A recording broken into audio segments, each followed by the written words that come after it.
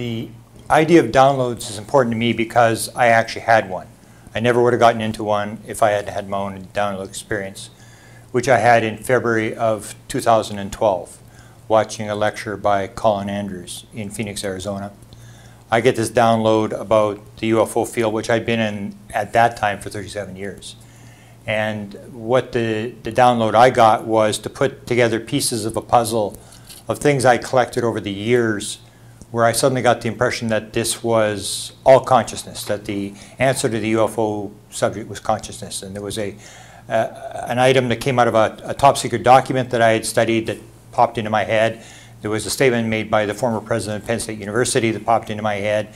We'd interviewed him in 1992.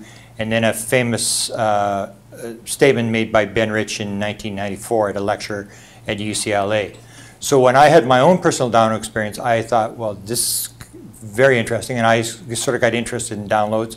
Found that Edgar Mitchell, Apollo 14 astronaut, had also had exactly the same type of download experience where it comes instantaneously. It's like right there, it's instantaneous, and it comes with absolute certainty. The way Edgar Mitchell described it was, he was as certain of what had come into his head as any equation he had ever solved. And that's what happened to me too. It came with this absolute certainty that this is the answer. You don't have to check this. Is this a moment of inspiration, or is it something more? Well, I guess you could call it inspiration or download. I mean, some people are sort of disputing the term. Is this the right term to use? To me, I use the download thing because it happens so quickly. Inspiration might be something where you write a book over a couple of months or years or whatever. To me, the download is that instantaneous, almost like J.K. Rowling's, who wrote the Harry Potter books, talks about the instant download she got for all the Harry Potter books. Came to her instantaneously after waking up from a nap on a train going from Manchester into London. The Wizard of Oz was an instant download. It was instantaneously came into the head. So I started to look around, and I started to realize that this was actually pretty common. And people have sort of said to me that I'm claiming that I got it from aliens. I'm not saying I got it from aliens. The theory I developed on downloads is that it's all connected. It's all the same stuff, whether you're a psychic, whether you're a channeler, whether you're a remote viewer, whether you're a meditator, or whether you have these sort of downloads dealing with music or with aliens or whatever. What my model of what's happening is that you have a field of consciousness, which is everything. That's all there is consciousness. And on top of that, you have a conscious mind that we have. And it's the old expression, Atman equals Brahman. The small mind equals the big mind. Or Aldous Huxley described it as the conscious mind is a filter or a sort of a reducer that reduces the amount of consciousness that you get out of the whole field of consciousness, that just enables you to exist in the physical world. And when you can rip the filter, shut off the conscious mind, what I call the left brain, ego mind. When you can shut that down, then you are like a computer that gets the password onto the internet. And what I found after my download, and I started looking at other downloads, is that this happens all the time. It's very, very common. And I wrote a manuscript which only took me 3-4 months to put together, which was 300 pages, in which I look at downloads and inspirations is what I call it, in various fields. So I look at artists, all sorts of famous artists who are able to do paintings where they're painting two hands at the same time, two different art things at the same time. Musicians who are able to do 4 concerts in their head at the same time and stop each of the concerts, start them, stuff like that. Or musicians was big. It was a lot of musicians claiming to wake up in the middle of the night, getting songs, Yesterday by Paul McCartney, No Regrets by Paul McCartney. All these songs came in dreams.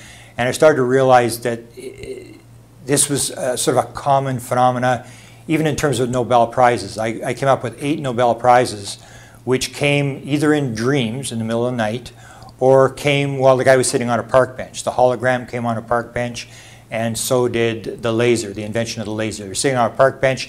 Their left brain had gathered all the material, and then they were sitting there in a moment of relaxation. One was watching people play tennis, and all of a sudden it was like me sitting in this lecture, not really paying attention, just sort of shutting the left brain down, and suddenly you create this sort of a rip in the filter, you get over into the conscious field, and the right brain, whatever's happening, downloads the answer to you. And I found out that this is extremely, extremely common.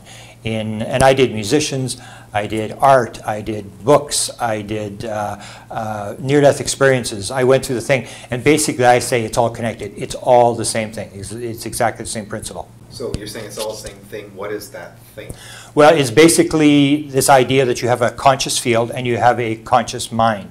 And the conscious mind keeps you in the physical world. If you didn't have your conscious mind, you would just sit there in a chair, and you would be in nirvana, you'd be in the oneness of the universe, and you'd just be sitting there drooling. You need the left brain conscious mind to be able to present fear in your life, to present how to dress, how to analyze things, how to talk. Because the other side of the brain, if you have left brain, right brain, the right brain can't talk. Only the left brain can talk. And they've discovered this through split brain experiments that were done in the 60s, 70s, 80s. So they know quite a bit about these two sides of the brain. So the conscious mind is the left side. And so what you're basically doing is you're blocking the left brain, the same as you do in meditation. You try to shut the chatter down, you try to get that, and that allows you to move into the other field. Same as a psychic, same as hypnosis, all this kind of stuff is exactly the same thing. It's just being able to shut the left brain down.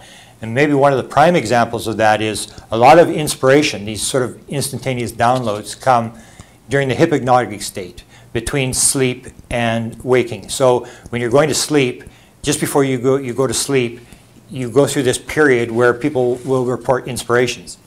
And Tesla, who had 2,300 patents, would use a principle. He wouldn't sleep at night, and he would sit in a chair in his laboratory. And he would take two steel balls, and he would sit with his arm on the edge of the chair. He'd take these two steel balls, and he would just sit there, and he would sort of meditate. And eventually he would fall asleep. And as he would fall asleep, his hand would relax, the two steel balls would fall out of his hand, and he would have a bowl on the ground where the two steel balls would fall in the bowl. They'd wake him up, and he would immediately write down what was in his head. And he did this repeatedly over and over. And a number of famous people used the same principle of going through this hypnagogic state. So we've even almost now learned how to do this. And it's the same thing. It's the ability to shut down the left brain. And people who are psychic are able to do that. They're more right-brained. Most abductees are right-brained creative people. Most musicians are right-brained creative people. And they're able to shut down the left brain. Whereas if you're very rational, analytical, like a scientist, you tend not to believe any of this kind of stuff. National Academy of Sciences, only 4% of people in the top 2,000 scientists in the United States, National Academy of Sciences, believe in any sort of paranormal phenomena. And that is because they're very left-brained, they're very rational, analytical, and their right brain isn't being used. So to me, it's just a principle of how this works, that anybody can do this. It's innate to everybody.